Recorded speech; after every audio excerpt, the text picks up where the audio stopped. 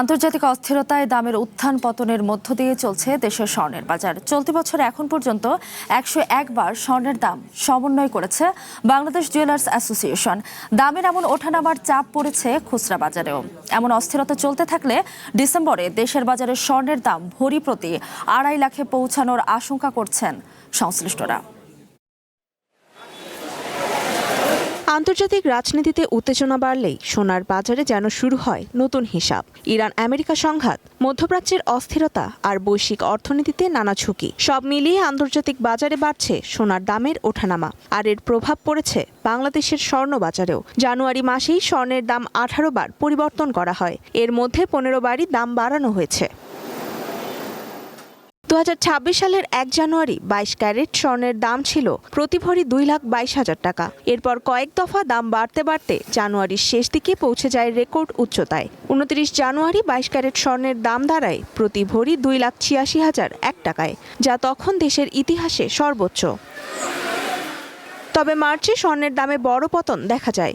এরপর জুনের মাঝামাঝি সময়ে স্বর্ণের দামে আবারও বড় উত্থান।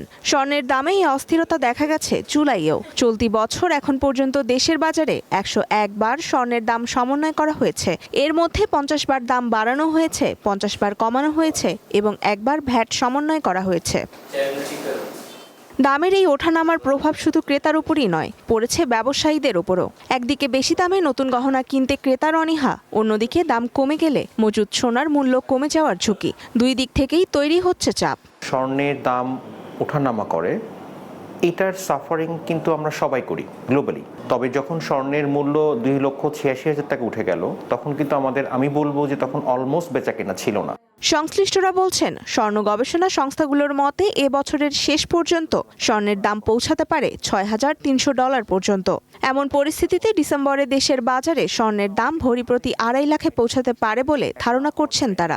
আপওয়ার্ড ট্রেন্ডে এমন হতে পারে যে ফোর্বস এবং অন্যান্য যারা এটা নিয়ে স্বর্ণ নিয়ে গবেষণা করে, তাদের ধারণা যে এই বছর শেষে হয়তো এটা $6,300 পর্যন্ত হতে পারে। তো সেরকম যদি হয়, আমরা আছি এখন অগস্ট মাসে, ডিসেম্বরে হয়তো এটা 2.5 লক্ষ টাকা হতেও পারে।